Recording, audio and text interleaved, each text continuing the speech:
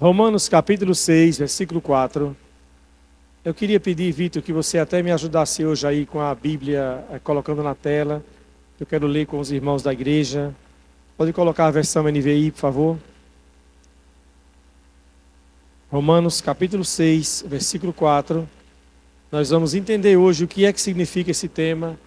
Em Cristo temos uma vida nova. Amém? Quantos aqui têm em Cristo uma vida nova? Posso ouvir um amém da sua parte? Talvez você possa dizer, pastor, mas eu já estou tanto em Cristo, a minha vida em Cristo já é velha. Não, não é não. Em Cristo a nossa vida é para ser todos os dias uma vida nova. Por quê? Porque é uma vida de renovação constante. Por ser uma vida de renovação constante, essa vida ela sempre se renova. Então nós temos aqui, portanto, fomos sepultados com ele, Romanos capítulo 6, versículo 4, na morte por meio do batismo. E aqui é interessante explicar até que esse batismo aqui, portanto, fomos sepultados com ele na morte por meio do batismo. Esse batismo aqui não é o batismo nas águas, não é o batismo nas águas. No dia do batismo nas águas, que no caso foi o batismo de ontem, para as pessoas que desceram as águas ontem, mas essa realidade não aconteceu na sua vida ontem. Ela já aconteceu no dia em que você disse sim para quem? Para Jesus. Foi nesse dia, quando com todo o seu coração você creu em Jesus, experimentou o novo nascimento, o Espírito Santo passou a habitar no seu coração, no seu homem interior, e pelo Espírito Santo habitar em você, ocorreu então o quê? O batismo, a imersão. O Espírito Santo entrou em você. Agora, ontem foi o batismo nas águas, que representa o quê? Que é um ato simbólico, que representa justamente essa realidade. Mas o batismo nas águas em si não é a realidade que libera a nova vida. A realidade que libera a nossa vida é quando recebemos o Espírito Santo em nosso coração. Amém?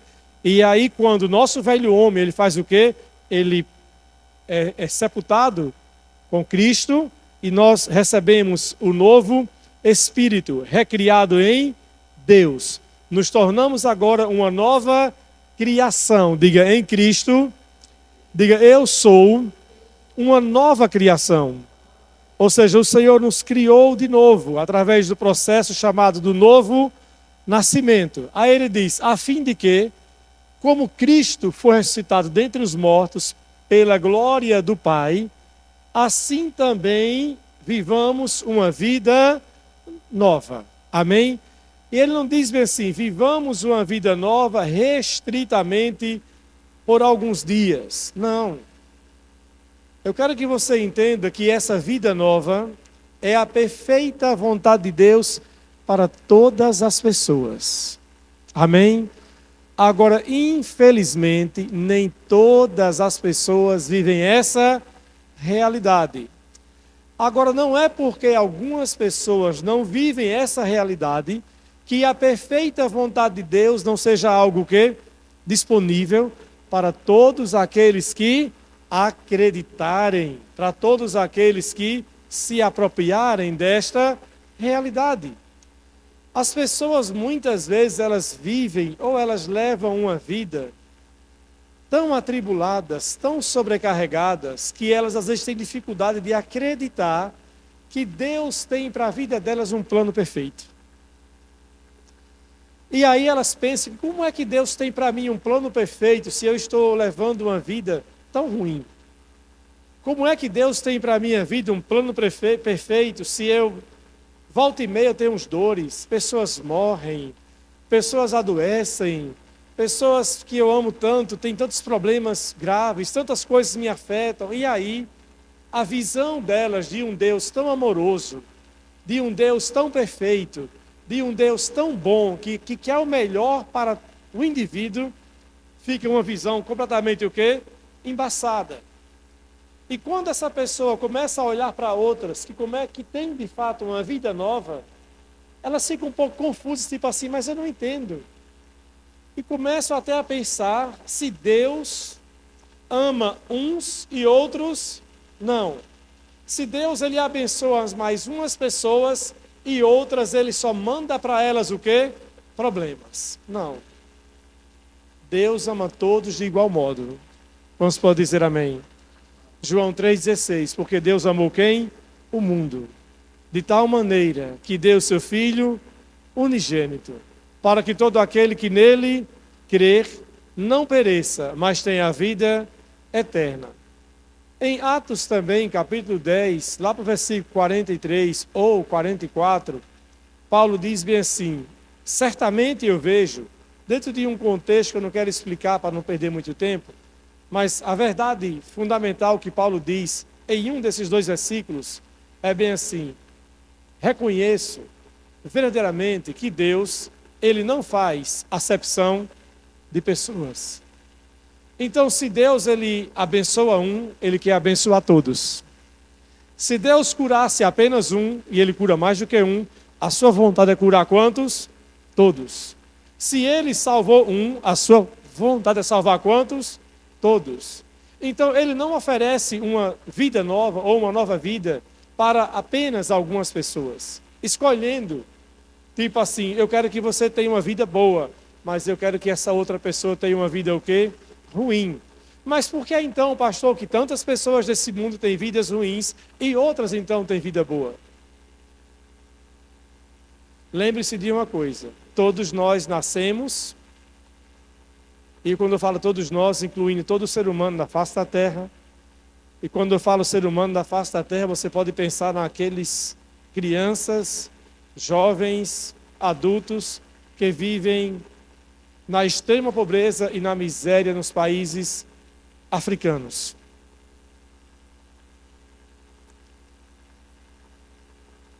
A perfeita vontade de Deus é para eles da mesma forma que é para aquelas pessoas que vivem na Europa. A perfeita vontade de Deus é para eles a mesma perfeita vontade de Deus para aquelas pessoas que vivem na América do Norte. É a mesma perfeita vontade de Deus.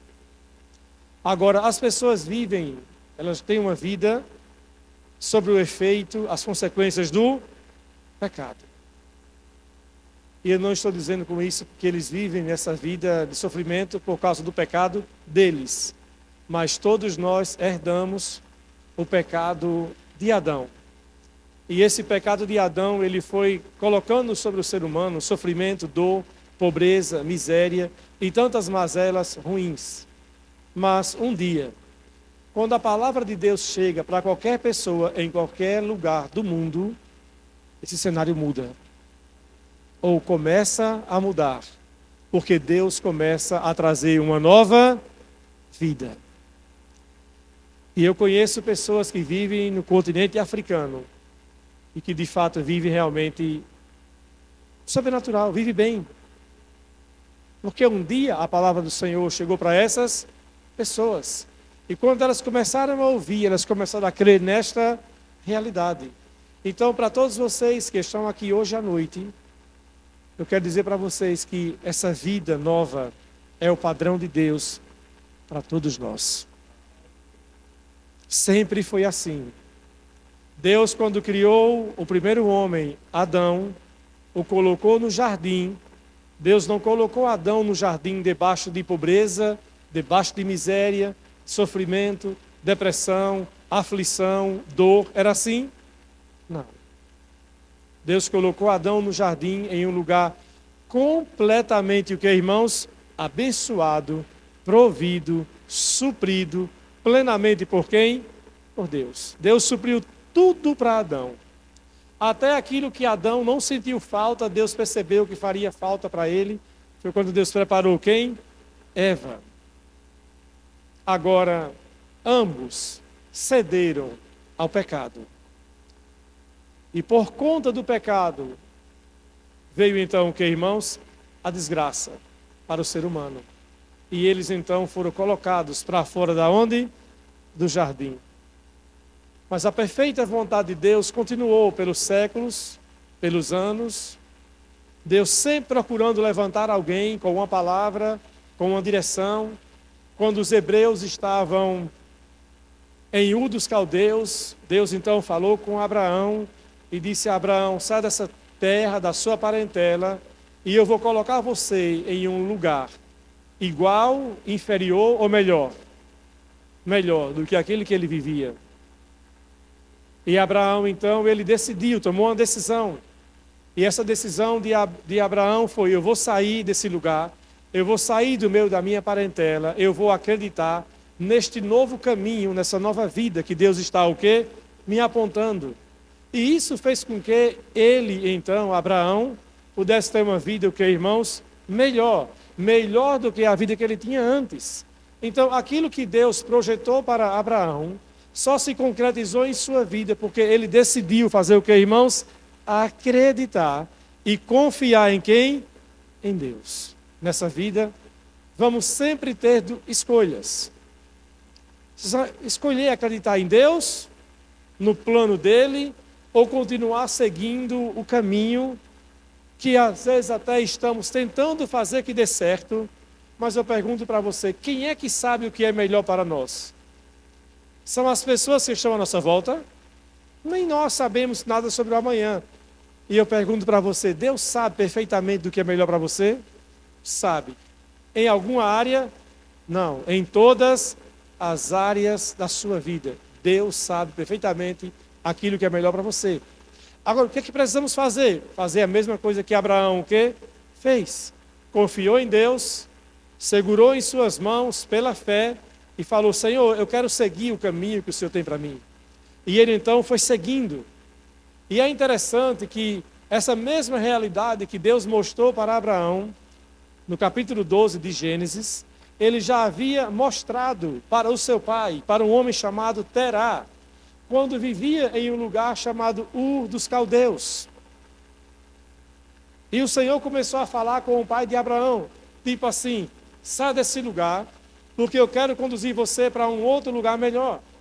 E então Abraão saiu desse lugar, que era o lugar onde seus pais viviam, junto com o seu pai, na tutela do seu pai. E eles então saíram dessa cidade chamada Ur dos Caldeus, já em direção para o outro lugar melhor, que seria para onde? Para a terra de Canaã. Porém, diz a Bíblia no finalzinho do capítulo 11 de Gênesis, que quando os pais de Abraão chegaram em um lugar chamado Harã, diz que eles ali se estabeleceram. E fizeram o quê? Eles continuaram avançando ou ali eles se acomodaram? Se acomodaram. E você sabia que esse é um problema grave das pessoas? Porque às vezes Deus está mostrando um caminho melhor para elas e elas até tomam alguns passos para experimentar a nova vida, mas depois, quando elas encontram um lugar melhor um pouquinho do que o que estava antes, elas fazem o quê? Se acomodam, dizem assim: aqui está bom. E assim, naquele lugar, em Harã, melhor do que em Ur dos Caldeus, Terá, o pai de Abraão, morreu. E não é à toa que o nome dele então ficou conhecido como Terá. Terá. Aquilo que ele poderia ter, ele nunca teve. E foi sepultado como esse homem, Terá. Eu pergunto para você, você quer ter uma nova vida? Ou você vai ser uma dessas pessoas que poderia ter e não teve uma nova vida, não experimentou uma nova vida, porque não continuou prosseguindo a caminhada, confiando em quem? Em Deus. Agora, o caminho para Abraão foi um caminho de flores? Não. O caminho que Deus tem para mim e para você com a nova vida vai ser um caminho de flores? Não. Passamos por lutas? Passamos. Agora estamos sozinhos? Nunca. Ele sempre está conosco. E por o caminho que Jesus nos leva, ele já passou. Aquilo que parece ser desconhecido para mim e para você nessa nova vida, é totalmente conhecido por ele. Por isso que precisamos confiar que ele sempre tem o melhor caminho. E às vezes, algumas coisas que para nós a gente pensa que está o quê? Demorando. Eu costumo dizer sempre, não está demorando, confie, Deus está o quê? Caprichando. Agora não é fácil quando a alma entra em crise. que Abraão recebeu, não recebeu da noite para o dia. Ele apenas continuou caminhando, dia após dia. E essa caminhada de Abraão para o lugar que Deus havia prometido, levou quantos anos? Até ele receber a promessa plena de Deus, 25 anos. Você pode pensar bem assim, poxa pastor, eu vim para a igreja hoje pensando que eu vi uma palavra de ânimo, e o Senhor está me dizendo que o negócio vai demorar tanto na minha vida. Eu disse para você que Deus tem um jeito certo de trabalhar para cada pessoa. O tempo que Deus tem para mim não é o mesmo tempo que Ele tem para você. O plano que Ele tem para mim vai ser o melhor que Ele tem para mim, assim como o melhor que Ele tem para quem? Para você. Agora, os seus caminhos, o tempo, as condições, os desafios, todos nós enfrentaremos dificuldades e situações o quê? Difíceis, distintas. Mas o mais importante é que as ferramentas para trilharmos o caminho, ainda que ele seja árduo, está disponível para todos nós, que é o caminho de quê? Da fé. Então, Abraão trilhou esse caminho da fé. Os anos se passaram, Abraão teve o seu filho Isaque, Isaque teve o seu filho Jacó. Ambos passaram por tempos difíceis, tanto Isaque quanto Jacó. E é interessante quando a gente olha para Abraão, Isaque e Jacó. Todos três casaram com mulheres que não podiam ter filhos. Veja que coisa interessante. Era como se sempre houvesse uma perseguição nessa área, na vida desta família. Vocês sabiam que às vezes tem tribulações que nos cercam? Tem tribulações que cercaram seus avós, cercaram seus pais, e elas vão cercar você. E você vai ter que romper para criar um ciclo diferente em sua vida.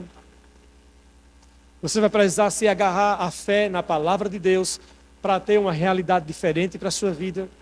Mas você não pode aceitar aquilo que aconteceu com o seu pai, que aconteceu com os seus familiares, com os seus avós, que vai ser o mesmo destino que você vai ter ou que o seu filho vai ter. Você não pode aceitar isso. Você precisa se agarrar à promessa da palavra de Deus e falar e dizer assim, eu creio que eu vou ter uma história diferente, eu vou ter uma vida diferente. Eu já carreguei algumas coisas da minha família hereditárias e existe uma realidade hereditária, quer você creia, acredite nisso ou não. Existe uma realidade hereditária genética e uma realidade hereditária espiritual que todos nós carregamos. Então vem cá, Felipe, por favor. Esse garoto aqui é o meu filho mais novo. Eu pergunto, parece comigo alguma coisa ou não parece? Sim ou não? Sim ou não? Parece muito. A altura puxou a altura do pai de Sandra. A largura, aí é outra história. Mas nós temos um fator genético também quanto à questão de sobrepeso. Mas temos que se cuidar, não é? Mas meu filho, ele carrega o meu o quê? DNA. A minha parte o quê? Genética. Só que nós não carregamos na nossa vida somente o DNA o quê? Genético. Nós também carregamos situações o quê? Espirituais. Por favor, pode sentar, filho, obrigado. Veio mais lindo do que o pai. Então nós carregamos também situações espirituais. Espíritos. Espíritos não morrem, ou morrem. As pessoas morrem, mas espíritos não morrem. Isso na Bíblia são chamados espíritos familiares. Espíritos familiares que perturbaram os avós, que perturbaram os pais, tentam perturbar você, ou vai tentar perturbar quem? O seu filho. Porque os espíritos, eles continuam, as pessoas vão morrendo, e os espíritos maus, até essa parte dos anjos que se corromperam com Lúcifer, que se transformaram em quê? Em demônios, eles continuam agindo na terra e tentando destruir o quê? O ser humano. E vocês podem observar, talvez pense hoje, faça uma leitura, e pense como algumas famílias carregam os mesmos traços. Ligado a questões de divórcio, ligado a questões até de homicídio, ligado a questões de acidente, levado a questões de bebida, levado a questões de prostituição, levado a muitas áreas na vida. Você olha e você, nossa, como isso pode ser tão real? Como isso pode acontecer dessa maneira? A mesma coisa acontecia com o avô, a mesma coisa acontecia com o pai, até mesmo aqui em Aracaju, já aconteceu alguns fatos que foram até motivo de especulação, até mesmo na imprensa, de uma pessoa que morreu na praia de Aruana, acidentada, e depois de alguns anos, a filha dessa pessoa, ou foi o filho, o mesmo parente, morreu no mesmo local de acidente. No mesmo local, da mesma maneira trágica. Da mesma maneira. O meu tio faleceu em 2006 de um acidente de caminhão.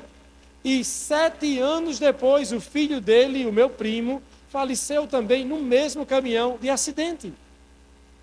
Então, existem coisas que são o quê? Cadeias hereditárias espiritualmente.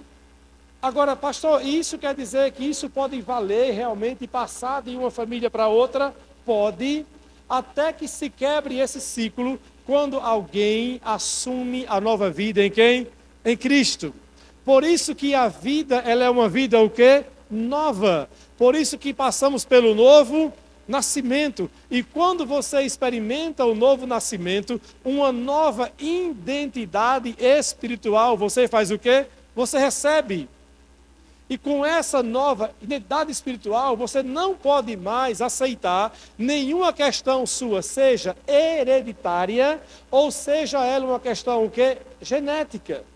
Então, na minha família mesmo, os meus tios, tias, na parte do meu pai, a maioria deles, todos morreram com problemas cardíacos aos 60 anos de idade. Meu pai infartou aos 60 anos. E dos irmãos do meu pai e irmãs do meu pai, ou eles morreram com 60 a 63, ou tiveram derrame e problemas sérios. A maioria, todos eles já morreram, e os que estão vivos, todos tiveram que fazer safena, intervenções, todos eles.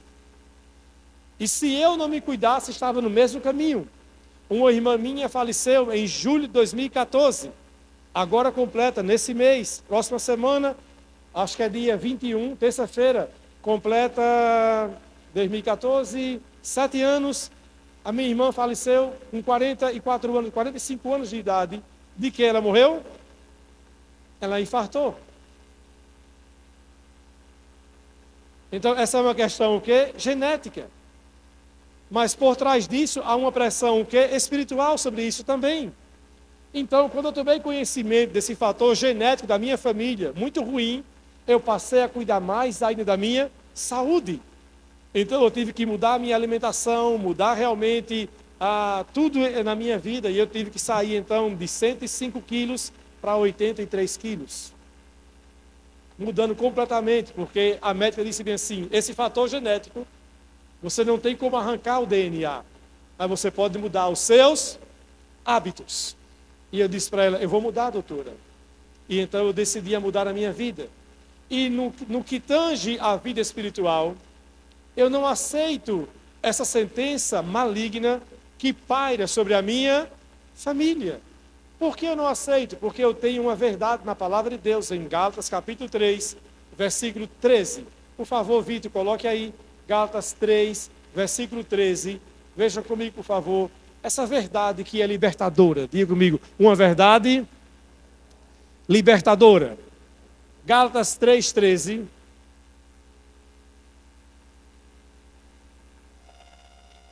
Cristo fez o que, irmão? Nos redimiu da maldição da lei, quando se tornou maldição em nosso lugar. Pois está escrito, maldito todo aquele que for pendurado em um madeiro. Então, esse texto está dizendo que Cristo Jesus, ele levou na cruz do Calvário todas as nossas maldições. Inclusive a maldição que? Hereditária. Então, se você olha para a sua família e descobre um fator genético ou a maldição espiritual hereditária, você fala assim, eu não vou aceitar. Eu não vou aceitar porque na minha vida a realidade é que Cristo Jesus já me redimiu. Ele já levou toda a maldição que havia sobre a minha vida. Mas por que Cristo já fez então essa realidade? E mesmo assim, algumas pessoas cristãs sofrem. Por que elas sofrem então? Por falta de conhecimento. Então diz a Bíblia, o meu povo perece porque lhe falta o quê? Conhecimento. Então as pessoas elas acabam perecendo, mesmo Deus tendo um plano perfeito para elas, elas não conseguem acessar esse plano perfeito, porque elas então acabam aceitando. Então a pessoa vai e descobre, nossa, eu tenho diabetes, porque meus avós tinham, os meus pais tinham, eu também descobri que tenho diabetes. Então elas fazem o quê? Elas aceitam a diabetes, porque é uma questão o quê? Genética. Mas eu pergunto, Cristo na cruz do Calvário levou as maldições, ele levou as doenças, levou as enfermidades, ele levou a diabetes? Levou a diabetes, sim, ele levou. Então agora é a sua parte fazer o quê? Se levantar em fé, não aceitar e repreender. A mesma coisa com espíritos que tentam dominar a sua família ou dominar a sua vida, os mesmos espíritos que atingiram os seus antepassados. Então você pode dizer, eu não vou aceitar esse espírito na minha vida, eu não vou aceitar a minha família destruída, o meu casamento destruído, o meu filho destruído, eu não vou aceitar. Mas para isso não é só você fazer uma declaração de fé como um fato único na vida que vai resolver toda a sua vida para sempre.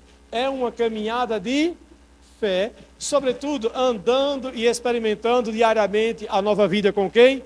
Com Cristo. Então, diariamente, nós vamos ter que lutar. Então, nós tivemos Abraão com Sara estéril. Mas Abraão orou e Deus fez o que, irmãos? Moveu a esterilidade. Então, Isaac, seu filho, casou com Rebeca. E Rebeca também era o quê? Estéril. Mas, diz a Bíblia, Isaac orou. E Rebeca fez o quê? Engravidou. E engravidou logo de quê? De gêmeos. Então, nasce quem? Jacó e Esaú. Os anos se passam. Jacó casa com Raquel. E Raquel agora louca para ter um filho, que era normal querer desejar ter filho naquela época.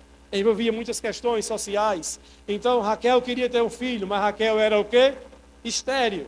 Não podia ter filhos. E ela um dia chega para Jacó em desespero, fala, Jacó, ou você vai me dar um filho ou eu vou morrer. Eu quero um filho, me dá um filho ou eu morro. Tipo assim, se você não me der um filho, eu vou tirar a minha vida. E Jacó diz então, e eu sou Deus para dar um filho? A minha parte eu estou fazendo, mantendo a relação sexual com você, mas eu não tenho o que fazer. Mas um dia ele decidiu fazer o que, irmãos? Orar. E então ele orou. E Raquel fez o que, irmãos? Engravidou.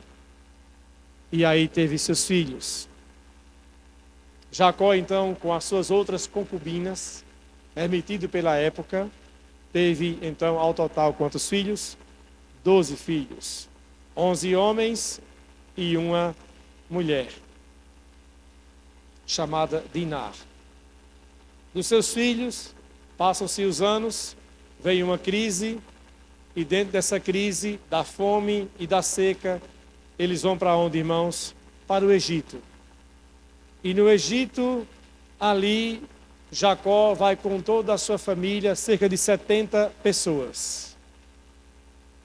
Sai do lugar que Deus havia colocado para eles, havia entregue para Abraão, para Isaac, que estava agora nas mãos de Jacó, mas um tempo de crise, Jacó vai para onde? Para o Egito, aonde já estava quem? José. E por 430 anos, os hebreus então vivem naquela outra nação.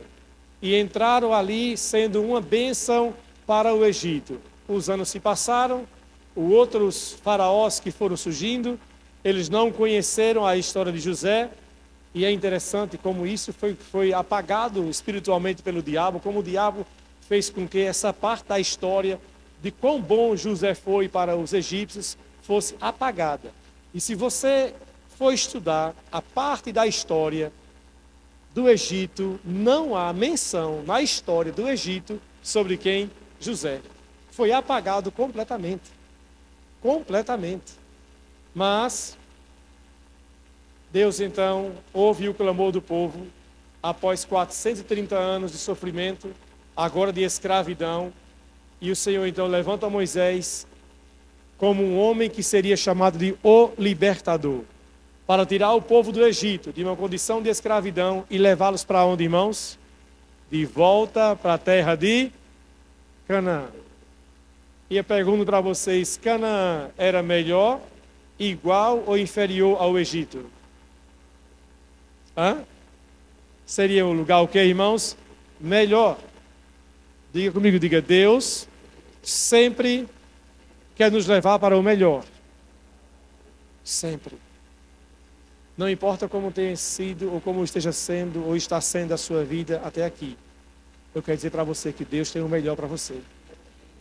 Você precisa confiar nele. Você precisa seguir a palavra dele. Seguir as instruções dele. Então Moisés tira o povo do Egito. 40 anos no deserto. Com muitas dificuldades. Muita crise. Mas o povo vai para a terra que Deus havia o quê? Prometido. E assim sempre foi. O perfeito plano de Deus é sempre nos colocar em uma condição de vida, o que, irmãos? Melhor. Fala para quem está à sua, diga, Deus se importa com você. Diga, Ele sempre quer levar você para uma condição de vida melhor. Agora, sabe o que é que Deus não faz? Deus, Ele não nos transporta. Ravi está aqui. Tem algum bebê aqui? Antônio Filho não vai vir comigo, não. A de Mônica eu acho que vai. Está dormindo, né?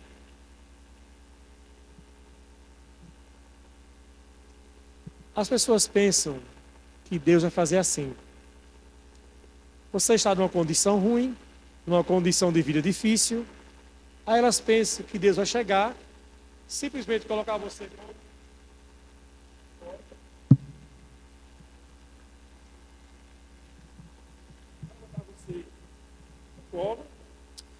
e vai carregar você para onde, irmãos? Para um lugar o quê? Melhor. E quando você menos espera, aí de repente vai acordar em um lugar completamente o quê? Diferente. Não é assim não, irmãos. Tem até expressões na Bíblia de que Deus de fato nos pega e nos carrega como? No colo. Mas tire essa ilusão, Deus não vai carregar você assim. Deus não vai botar você no colinho e falar assim, tá ruim aí, venha comigo, venha. Botar você no meu colinho, fecha os olhinhos, e quando você acordar, essa tempestade vai ter o quê? Passado. Irmão, seria bom se fosse assim, não é verdade? Mas eu pergunto, é assim que funciona? Dia 3 de agosto completarei 32 anos caminhando com Cristo. E não foi assim na minha vida. Hoje eu moro no Alphaville 2, numa casa maravilhosa, com piscina. Não estou dizendo isso, não é ostentando, apenas testemunhando. Mas não foi assim. Quando compramos essa igreja, eu e os meus filhos dormíamos aqui dentro da igreja. Quando alugamos o outro prédio, antes de comprar esse prédio da igreja, eu e meus filhos dormíamos no altar da igreja. A gente colocava os colchões e dormíamos em cima do altar da igreja. Afastava os instrumentos, bateria, teclado e tudo. Colocava os colchões. Sandra colocava um monte de toalha embaixo da porta para não entrar barata e nem rato. E à noite se transformava da igreja na minha casa. E nessa época a gente almoçava na casa de um irmão, na casa de outro, porque nós não tínhamos como montar a estrutura de cozinha nesse prédio que havíamos o quê? Alugado para colocar a igreja. O começo não foi assim. Passamos por situações difíceis, morando de aluguel. Só em Natal, nós moramos em 3 anos em Natal, moramos em 5 casas diferentes. Moramos no Rio de Janeiro, voltamos para Aracaju, e assim nós estamos passando por situações o quê? Difíceis. por provações, adversidades, recebendo não, recebendo tempos difíceis, às vezes passando por injustiça, sendo mal incompreendido, muitas vezes, tantas adversidades e tempos ruins que nós passamos, mas sempre mantivemos o olhar de fé, olhando para quem? Para Cristo. Amém? Não foi o Senhor nos colocando no braço e nos carregando de uma maneira como eu ilustrei com essa criança. Foi Ele nos mostrando o quê? O caminho. Nos mostrando o caminho e a gente seguindo o caminho. E a Bíblia diz assim, em Isaías 55, sou eu quem sei os pensamentos que tenho sobre vós, pensamentos de paz e não de mal. Porque os meus pensamentos não são os seus pensamentos, nem os meus caminhos são os vossos caminhos. Então nós não sabemos, na realidade, o que é melhor para a gente. Mas Deus o quê? Deus sabe. E é onde você tem que confiar, fechar os seus olhos e permitir que Ele faça o quê? Que Ele lhe conduza. E para isso, Ele nos deixou o Espírito Santo. O Espírito Santo tem esse papel de fazer o quê, irmãos? De nos guiar, de nos conduzir pelos caminhos. E às vezes, nessa caminhada, você vai ver oportunidades que poderia parecer ser uma bênção para você, e o Espírito Santo dizer para você não o quê? Não entrar, não fazer, não ir, recusar. Outras situações, você vai passar por portas que às vezes parece ser uma coisa pequena, ser algo insignificante. Mas quando você é fiel a Deus nesse estágio na sua vida, quando você é grato e é fiel a Deus aonde Ele colocou, na porta que Ele abriu, e você se mantém fiel e grato, Ele vai levar você para um próximo quê? Nível, para um próximo patamar. Mas a questão é que Deus, Ele sempre está fazendo coisas novas. Por mais que você às vezes faça até as mesmas coisas de sempre, mas quando você está sempre confiando em Deus, Ele renova aquilo que você faz. E aquilo que você faz não tem um ar de angústia. Eu quero jogar luz nesse ponto, escute bem. Nem sempre nessa terra nós vamos fazer aquilo que sempre gostamos, não é assim? Em termos de trabalho, então, não é? Às vezes você vai trabalhar com uma coisa que você não gosta, vai trabalhar às vezes com pessoas que você não gosta, não é assim? Mas você precisa fazer para sustentar a si mesmo e a sua família. E dar o melhor para a sua família, não é assim? É assim. A vida é assim. Então, nós temos que estar pronto para encarar as coisas boas e as coisas o quê? Ruins da vida. Mas existe uma coisa, também nós não podemos pensar que tudo que é ruim, nós temos que aceitar, porque temos que aceitar. Porque às vezes, irmãos, tem coisas que nós temos que abrir mão e confiar em quem? Em Deus. É por isso que o nosso coração tem que estar muito bem afinado com Ele, para de fato compreendermos qual é o seu plano e qual é o seu caminho, que está além do nosso. Porque senão você às vezes está lutando com uma coisa que Deus não quer que você lute. Deus quer que você simplesmente faça o quê? Abra mão e confie nele. Quando eu estava no Rio de Janeiro, trabalhando, morando no Rio com Sandra, eu na época vivia até bem, recebia um bom salário do ministério no Rio de Janeiro. Do ministério onde eu trabalhava, ministério espiritualmente falando, igreja. E o Senhor falou no meu coração que eu deveria voltar para Aracaju com Sandra e começar uma igreja em Aracaju. Mas essa palavra que Deus nos deu envolveu decisões difíceis. Nós tínhamos que abrir mão da condição no ministério, da vida no ministério e voltar para Aracaju e começar do zero. E quando na época eu conversei com o pastor Val, que ele disse assim, você tem certeza, Jair, que você vai voltar para Aracaju e começar? Eu falei, pastor, eu tenho. Eu conversei com outro pastor amigo, ele disse, Jairzinho, fica aqui, eu entrego uma igreja para você pastorear aqui. Você vai ter uma condição muito boa aqui no Rio de Janeiro. Eu falei assim, pastor, é bom, mas bom por bom eu ficaria onde eu estou. Mas o Espírito Santo está mandando voltar para Aracaju. E eu vou ter que obedecer a ele e voltar para onde?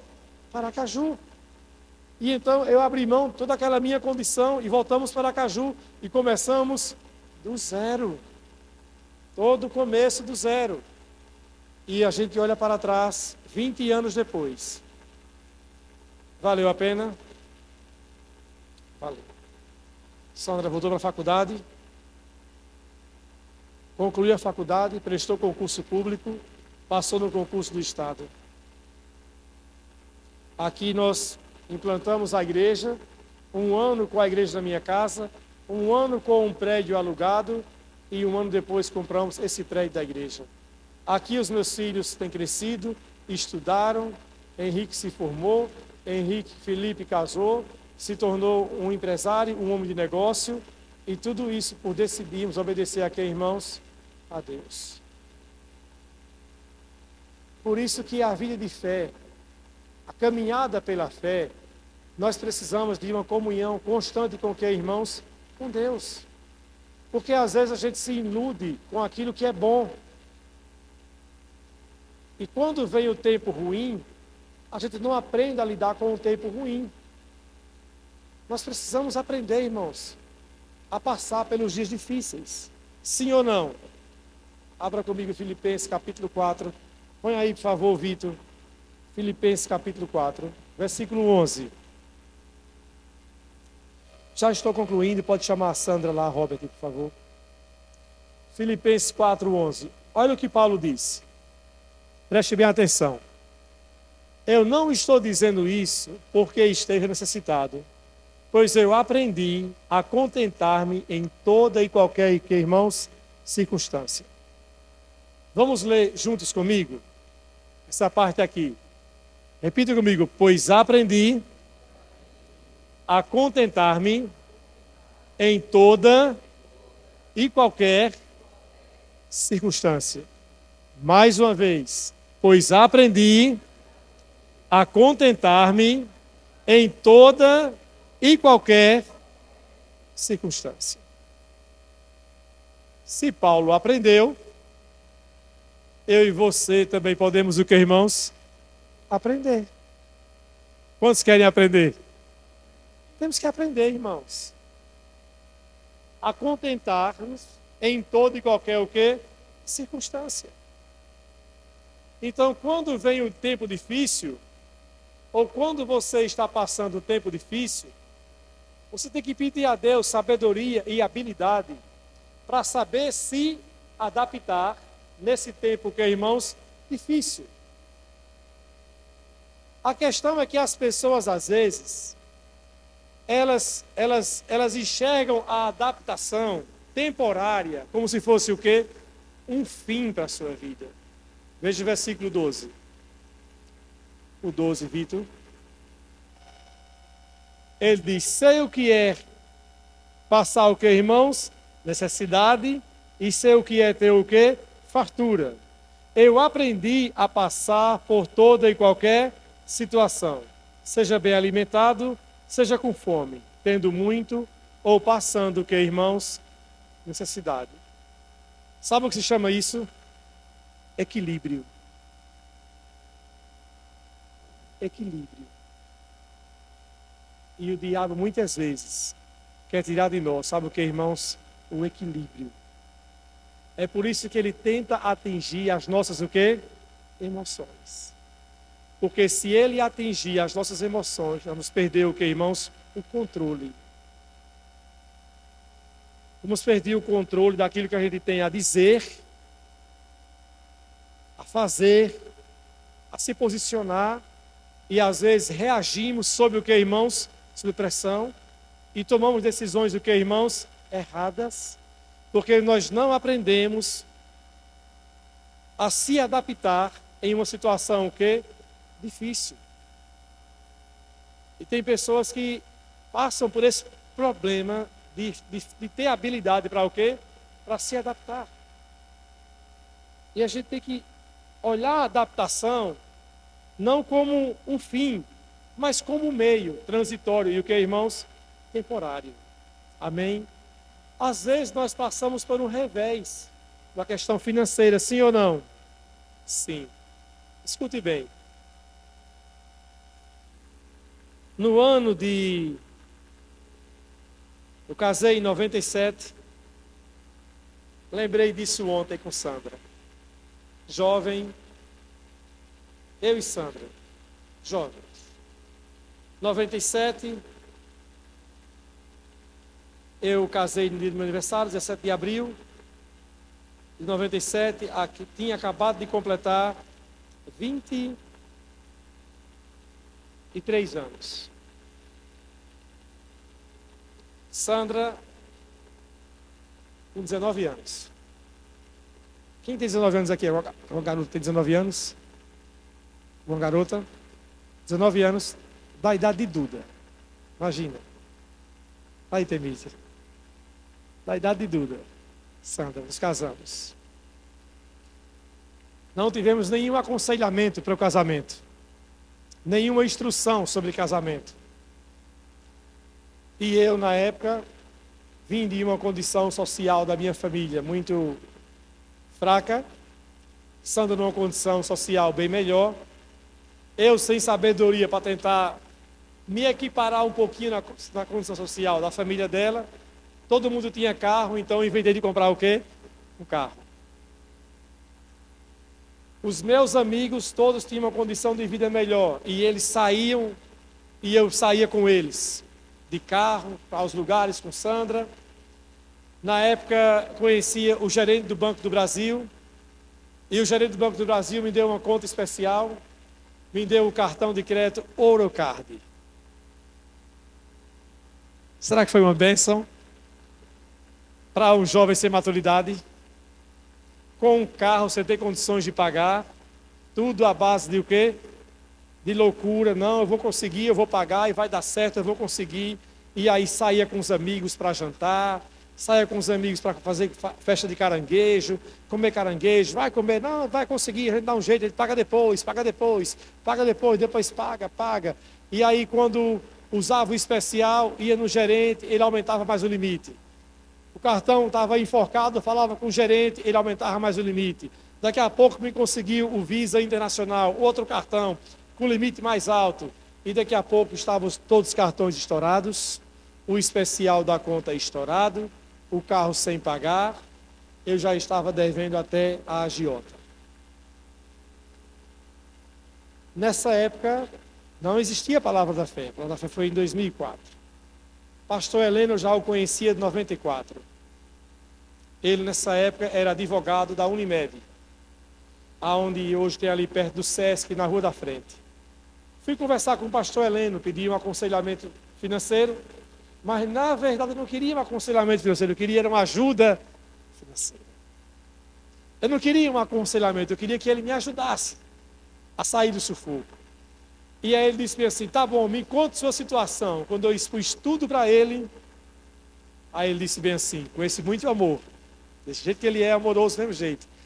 Ele disse, primeiro, você não tem condições de ter esse carro, venda. Segundo, você não tem condições de ter cartão de crédito internacional, desfaça. Você não tem condições de ter conta em especial, cancele. A ajuda que eu vou dar para você é essa, cancele tudo. É um amigo bom. Né? É um amigo. Eu saí dali amando o conselho dele. E eu falei, é verdade. Conversei com Sandra, vendemos o carro. Os cartões de crédito, também está tudo enforcado já, eu fui obrigado a quebrar, porque não tinha mais como usar. Cancelei os cartões, cancelei a conta, e eu disse, na verdade, hoje essa é a nossa realidade, não temos condições de ter o que nós estamos tentando ter. E tivemos que passar por um tempo de que, irmãos, de adaptação difícil. Eu lembro como hoje tinha uma televisão em casa e um som. E o agiota que me prestou o dinheiro foi na minha casa e pegou a televisão e o som que eu tinha. Falei, pode levar para poder pagar essa dívida. Foi vergonha, irmãos? Foi. A mesa da cozinha, aonde jantávamos de vidro, quebrou. Não tínhamos dinheiro para trocar o vidro nem a mesa. Sabe o que fizemos? Pegamos uma porta de madeira e colocamos na mesa da cozinha e colocamos uma toalha por cima. Isso foi o fim? Não. Foi uma adaptação. E isso trouxe um reverb por alguns anos. E depois, quando eu fui embora para Natal, em 99, com Sandra, nós não tínhamos nada. A mudança que eu consegui levar foi um amigo meu, disse bem assim: Jair, eu vou levar a sua mudança, pastor, para Natal, mas eu vou lhe abençoar, eu não vou lhe cobrar nada. E ele foi no caminhão dele levar a nossa mudança para Natal. Chegamos ali com as caixas e algumas coisas. E deixei uma procuração com o pastor Heleno para que ele resolvesse todas as nossas pendências, as minhas, na verdade, financeiras, aqui em Aracaju. E os primeiros 2 anos em Natal, que eu trabalhava em Natal, era só mandando dinheiro para o pastor Heleno pagar as contas, negociar as minhas dívidas, limpar o meu nome e organizar a nossa vida. Durante 3 anos e meio em Natal, foi um tempo de o quê? Adaptação. Até que conseguimos em Natal reorganizar a nossa vida e comprar um carro. Agora com o que, irmãos? Com maturidade e com pés no chão. E dali para cá, Deus então só foi o que, irmãos? Acrescentando. Então, você tem que entender que às vezes, em algumas situações, você vai ter que se adaptar. Mas não enxergue isso como fim para a sua vida. Tipo assim, eu vou morrer assim agora, eu vou morrer nesse trabalho, eu vou morrer nessa condição, eu vou morrer de aluguel, vou morrer de favor, vou morrer devendo. Não, Deus tem para nós um plano que, irmãos, perfeito. Repita comigo, diga: Deus tem para mim um plano perfeito. Vitor, próximo versículo de Filipenses, agora o 13. Olha o que Paulo disse: porque eu posso, que, irmãos, eu posso tudo naquele que me fortalece. Paulo olhou para a sua condição e disse bem assim: isso aqui não é o fim. Eu não vou viver debaixo de limitações. Você precisa olhar para a palavra de Deus e crer que Deus, pela sua palavra, tem para você uma vida nova. Faça o quê, pastor? Abrace a fé. Abrace a fé. Abrace a palavra.